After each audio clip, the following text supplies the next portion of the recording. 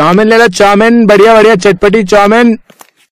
बादलपुर मोहल्ले के नुक्कड़ में जैसे ही चाउमीन वाला आता है तो उसके चारों ओर लोगों की भीड़ लग जाती है। भैया मेरे लिए तो बढ़िया चटपटी चाउमीन बनाना, तेज मिर्च वाली। अरे मेरे लिए तो नॉर्मल चाउमीन ही रखना। हाँ चिंता मत करो, सबको उनके मन के मुताबिक ही चाउमीन दूंगा। और आप तो वैसे भी मेरे रोज के ग्राहक हो, कैसे नाराज कर सकता हूँ आपको। चाउमीन वाले की आवाज सुनकर गरीब घर का 7 साल का लड़का बिट्टू दौड़ता हुआ आता है और उसके पास खड़ा हो जाता है। अंकल अंकल मुझे भी चाउमीन दे दो ना। हाँ कैसी चाउमीन चाहिए बताओ, सबसे अच्छी वाली। पैसे हैं तुम्हारे पास? हाँ कल ही बाबा ने दिए थे, ये 1 रुपया। 1 रुपए का नाम सुनते ही वो चाउमीन वाला गुस्से में आ जाता है और उसे जोरदार धक्का देता है कि तभी उसके पिता मोहन, जो खेतों से काम करके लौट रहे थे, झट से वहां आ जाते हैं। अरे ये क्या तमीज है बच्चे से बात करने की? कोई चाउमीन के लिए किसी के साथ ऐसा करता है क्या? 1 रुपए का खोटा सिक्का लेकर भेजा था उसे, है बे? जानता भी है चाउमीन का रेट क्या चल रहा है, 40 रुपए प्लेट है, और तुम लोगों की औकात नहीं है उसे खाने की, समझे? गरीब मोहन सर झुकाकर अपने बेटे के साथ घर आ जाता है। बिट्टू लगातार रोए जा रहा था। क्या हुआ जी, ये बिट्टू रो क्यों रहा है? चाउमीन वाला खड़ा है नुक्कड़ पर, वही मांग रहा था। अब तुम तो जानती हो मेरे पास इतने पैसे नहीं कि मैं इसे 40 रुपए की प्लेट दिलवा पाता। 40 रुपए? इतने में तो अपने यहाँ 3 दिन का आटा आ जाता। सच में महंगाई बड़ी ही बढ़ गई है। चुप हो जा बिट्टू, एक दिन देखना तेरी माँ तुझे जरूर चाउमीन बना कर खिलाएगी। नहीं खानी मुझे वो चाउमीन, पिछले 1 साल से आप सही कह रहे हो। अब खिलाऊंगी तब खिलाऊंगी, लेकिन अभी तक नहीं खिलाई। चाउमीन के लिए अपने बेटे को तरसता देख सुजाता की आंखें भर आती हैं। रहने दे सुजाता, थोड़ी देर में ठीक हो जाएगा। खाना क्या बनाया है, जल्दी से रख दो। जी घी की सब्जी बनाई है, अभी लगा देती हूँ। सुजाता का पूरा ससुराल खाना खाने बैठ जाता है। ऐसा कब तक चलेगा बिट्टू के पापा? आप खेत से जो भी सब्जियां लाते हैं वो सब खराब हो जाती हैं। सारी की सारी सब्जियां घर में रखी रखी बेकार हो रही हैं। गर्मियों का मौसम है, गर्मी के कारण ये जल्दी खराब भी हो जाती हैं। क्या करें सुजाता, आजकल तो लोगों ने मंडी में आना ही बंद कर दिया है। क्या करें बेटा, गर्मी ही इतनी है, और सुना है आजकल तो घर बैठे ही सब्जियां मंगवा लेते हैं या ठंडे ठंडे एसी में मॉल में जाकर सब्जियां खरीद लेते हैं। ठीक कहा तुमने, न जाने आगे चलकर हम गरीब सब्जी वालों का क्या ही होगा। ऐसे ही चलता रहा तो खाने के भी लाले पड़ जाएंगे। सही कहा, अगर यही सब चलता रहा तो घर में खाने के भी लाले पड़ जाएंगे। गर्मी होने के कारण मोहन की सब्जियां ज्यादा बिक नहीं रही थी और ज्यादातर सब्जियां खराब होती जा रही थी। गर्मियां आते ही उनकी बिक्री काफी कम हो गई थी, लेकिन फिर भी मोहन मेहनत करना नहीं छोड़ता। वो तेज चिलचिलाती धूप में भी सब्जियां बेचने निकल पड़ता है। गोभी, घिया, बैंगन, फली ले लो, 20-20 रुपए किलो, 20-20 रुपए किलो। गोभी कैसी थी जी? 20 रुपए किलो। इतनी महंगी? 10-10 रुपए लगा लो। नहीं मैडम, इतने कम में नहीं हो पाएगा। नहीं हो पाएगा तो सड़ने के लिए रखो धूप में, बेचने निकलते ही क्यों? गुस्से में वो औरत मुंह बनाकर चली जाती है। मोहन अभी भी लगातार सब्जियां बेच रहा था। शाम को वो थका हारा फिर घर लौटा। उधर बिट्टू के पड़ोसी रौनक के पापा उसके लिए बाजार से चाउमीन लेकर आते हैं। ये देख रौनक, पापा तेरे लिए बाजार से चाउमीन लाए हैं। ये हम आज चाउमीन खाएंगे। माँ मुझे अभी चाउमीन खाने दो ना। हाँ बच्चों, अभी लेकर आई। अंकिता ने जैसे ही वो चाउमीन प्लेट में डाली तो उसमें से खट्टी स्मेल आ रही थी। ये तो कैसी बुरी सी स्मेल है, लगता है ये चाउमीन खराब हो गई है। ये बच्चों को खाने को देंगे तो कहीं बीमार न पड़ जाए। एक काम करती हूँ, कुत्तों को खाने को डाल देती हूँ और बाजार से बच्चों के लिए नई चाउमीन मंगवा लेती हूँ। ऐसा सोचकर अंकिता ने वो चाउमीन कुत्तों के लिए बाहर अपने आंगन में डाल दी और अंदर आ गई। बिट्टू चाउमीन की खुशबू सूंघते हुए कब से वहीं खड़ा था। तभी उसकी नजर उस फेंकी हुई चाउमीन पर जाती है। आहा, लगता है अब आज चाउमीन खाने को मिल ही जाएगी। बिट्टू झट से उस तरफ जाता है कि इतने में उसकी माँ सुजाता तो उसे ऐसा करते देख लेती है। छी बिट्टू, ये क्या कर रहा है? तो पागल हो गया है क्या, जो जमीन पर पड़ी हुई चाउमीन खाएगा, और वो भी कुत्तों को डाली हुई? उस रोज उसे अपनी गरीबी पर बड़ी लाचारी महसूस होती है, इसलिए उस दिन वो ठान लेती है कि वो अपने बच्चों को चाउमीन खिलाकर रहेगी। लेकिन चाउमीन लाने के लिए उसके पास पैसे भी नहीं थे। तभी उसकी नजर अपनी पड़ोसन पर पड़ती है जो घर पर चाउमीन बना रही थी। उसकी नजर घर में बनी चाउमीन पर जाती है। ये चाउमीन घर पर भी बनती है, ये बात तो मुझे पता ही नहीं थी। वो बाजार से थोड़ा सा मैदा ले आती है और फिर अपनी पड़ोसन से वो मशीन लेकर आती है और घर पर उस मैदे को गूंथकर उसको उस मशीन में निकाल कर इन्हें धूप में सुखा लेती है। फिर उसकी चाउमीन बनाकर तैयार कर लेती है। अरे लेकिन ये तो बहुत ही कम चाउमीन है, इससे तो किसी का पेट भी नहीं भरेगा। तभी उसकी नजर सामने रखी सब्जियों पर जाती है। चाउमीन में भी तो पत्ता गोभी और प्याज यही सब डलता है, तो क्यों ना मैं भी इस चाउमीन में सब्जियां डालकर मिलाऊं। अब वो सब्जियों से भरी चाउमीन घर में बनाती है, जो सबको बड़ी पसंद आती है। मेरा तो मन ही नहीं भर रहा माँ, अब तो मैं 2 बार और खाऊंगा। गरीब ससुराल वाले उस रोज पहली बार मिलकर सब्जी वाला चाउमीन खाकर बड़े खुश हो जाते हैं। आज हमारी बहू की वजह से हम लोगों को भी ये चाउमीन खाने को मिली। इसका स्वाद तो बाजार से भी ज्यादा लाजवाब है। मैं एक बार जवानी में शहर की एक शादी में गया था, वहीं खाई थी, लेकिन बहू की बनाई हुई ये चाउमीन तो उन सब चीजों से अच्छी है। सच में सुजाता, इतनी अच्छी खुशबू तो उस चाउमीन वाले के ठेले से भी नहीं आती जितनी अपने यहाँ से आ रही है।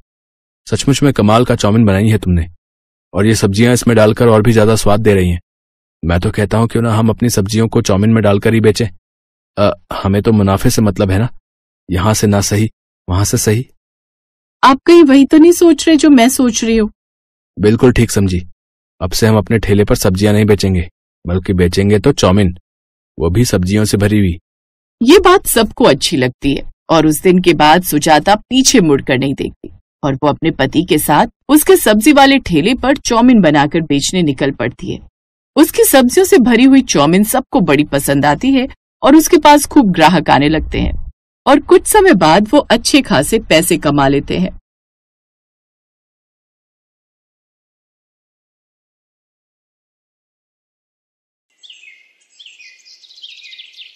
अरे खाना बना रही थी या बीरबल की खिचड़ी जो तुझे इतना समय लग गया? इतने सारे पकवान बनाने की क्या जरूरत थी? कहीं इतना सब खाकर पेट में अपच बन गई तो? ओफो माँ, ये कोई मैदा मैगी पास्ता तो है नहीं जो कि हमारे पेट में जाकर अपच करे। ये सब तो हरे पत्तेदार सब्जियां और दाल चावल हैं, जिनसे हमें प्रोटीन और विटामिन मिलते हैं। कुल मिलाकर सारा खाना शरीर के अच्छे पोषक तत्व के लिए सही है। अच्छा ठीक है मेरी डॉक्टर साहिबा, अब खाना भी परोस दे, इस बूढ़े के पेट में चूहे कूद रहे हैं। प्रेरणा टेबल पर बैठे अपने माता पिता को खाना परोसती है। प्रेरणा को खाना बनाने और खाना खिलाने का बड़ा शौक था। प्रेरणा की शादी की उम्र हो चली थी, इसलिए उसके माता पिता उसके लिए एक अच्छे घर का लड़का देखकर उसकी शादी पक्की कर देते हैं। फिर 2 महीने बाद उसकी शादी अनुराग नाम के लड़के से हो जाती है। शादी के बाद वो अपने ससुराल आती है, जहाँ उसके सास ससुर, जेठ जेठानी, उनके बच्चे, ननद देवर और एक बूढ़ी दादी सास भी होती है। इतने बड़े परिवार को देख प्रेरणा हैरान थी। ऊपर से कोई मोटा तो कोई पतला था। ये कैसा गेंदे के फूल जैसा ससुराल मिला है मुझे। कोई जरूरत से ज्यादा मोटा तो कोई सूखा हुआ कांटा। ननद सूखे कांटे की तरह दुबली पतली, ससुर जी का पेट ढोल की तरह फूला हुआ, और इनके पेट पर तो कोई आराम से कप प्लेट रखकर चाय पी ले। अपने ससुराल वालों को देखकर जहाँ प्रेरणा के मन में उथल पुथल छाई हुई थी, तो वहीं वो इस बात से पूरी तरह अनजान थी कि उसके ससुराल वाले मैगी के कितने शौकीन हैं। फिर उसकी सास उसका गृह प्रवेश करवाती है और उसको उसकी ददिया सास से मिलवाती है। जुग जुग जियो और सदा सुहागन रहो, दूधो नहाओ पूतो फलो। तभी जेठानी की बेटी रिया अपनी चाची का लहंगा पकड़कर कहती है, चाची चाची मुझे ना मैगी खानी है, आप मुझे मैगी बनाकर खिलाओगे ना? अरे रिया, अभी तेरी चाची थकी हुई है, चल मैं तेरे लिए बॉर्नवीटा वाला दूध बना देती हूँ। नहीं बुआ, मुझे दूध नहीं पीना, वो अच्छा नहीं लगता। मम्मा आप चलकर मेरे लिए मैगी बना दो ना प्लीज। अच्छा कोई बात नहीं, मैं तुम्हारे लिए मैगी बना देती हूँ। वैसे भी मैगी बनाने में 2 मिनट तो लगते हैं। मैगी का नाम सुनकर बाकी सबके मुंह में भी पानी आ जाता है। तभी बूढ़ी दादी सास कहती हैं, भूख तो मुझे भी लग पड़ी है, शादी में ठीक से खा नहीं पाई, दांत जो नहीं है अपने, तो एक काम कर मेरे लिए भी मैगी बना देना। दादी जी आप भी मैगी खाएंगी? मैगी तो मैदा होती है और वो इस उम्र में खाना आपकी सेहत के लिए सही नहीं है। मैं आपके लिए रोटी सब्जी बना देती हूँ। अरे नहीं नहीं बहू, मेरे दांत नहीं है तो वो मुझसे चबाई नहीं जाएगी, तू मैगी ही बना दे, मैं झट से सुड़क लूंगी। प्रेरणा मैगी बनाने जाने लगती है। धीरे धीरे बाकी सभी भी मैगी खाने की फरमाइश करते हैं। बेचारी प्रेरणा अपना लहंगा पकड़कर रसोई में जाती है और सबके लिए मैगी बनाने लगती है।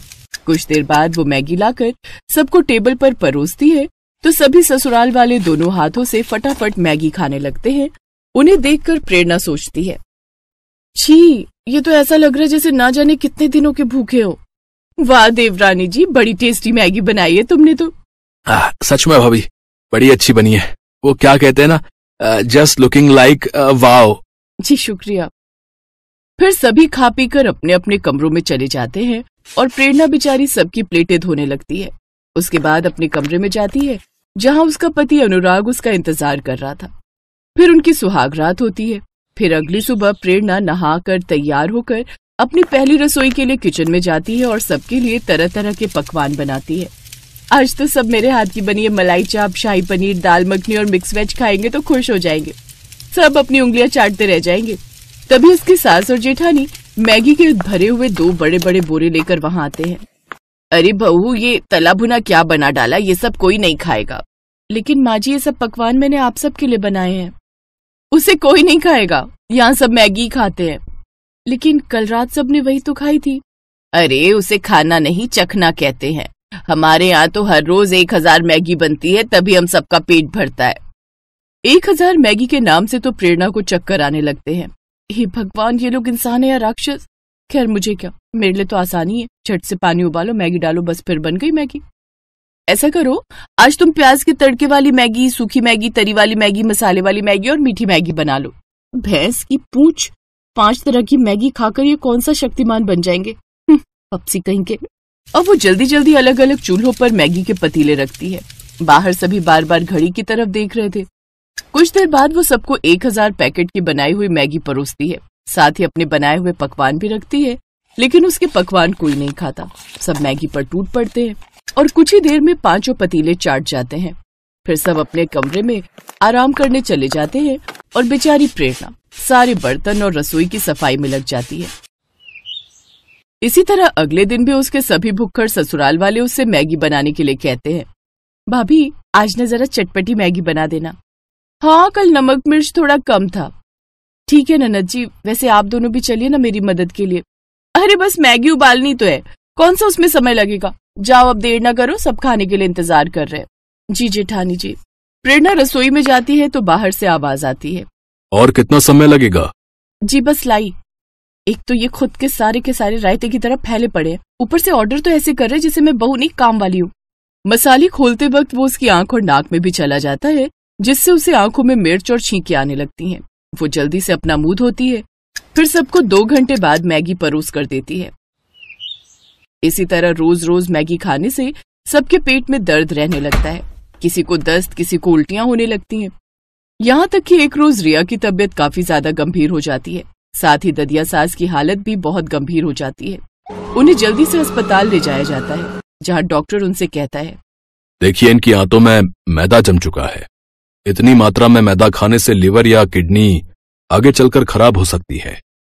आप यकीन नहीं करेंगे डॉक्टर साहब, लेकिन मेरे ससुराल में हर दिन 1000 पैकेट मैगी बनती है। क्या आप लोगों को पता नहीं मैदा हमारे शरीर के लिए कितना ज्यादा नुकसानदायक है? आप लोग ये सब छोड़कर घर का हेल्दी खाना खाइए और घर के कामकाज भी करिए ताकि शरीर हेल्दी रहे, नहीं तो एक दिन तबीयत काफी ज्यादा खराब हो जाएगी। कुछ दिनों बाद वो दोनों ठीक हो जाते हैं और अब प्रेरणा के ससुराल वालों को अपनी गलती का एहसास होता है और वो अब मैगी छोड़कर घर का खाना खाने लगते हैं। साथ ही अब घर के बाकी सब लोग भी प्रेरणा की मदद करते। Best buddies. Hello friends, thanks for watching this video. अगर आपको ये वीडियो पसंद आया है तो प्लीज लाइक, सब्सक्राइब, कमेंट्स करें इस वीडियो पर और हाँ, शेयर करना भी ना भूलें। और भी मजेदार वीडियो देखने के लिए नीचे दिए गए बेल आइकॉन को दबाएं। देखते रहिए बेस्ट बडीज।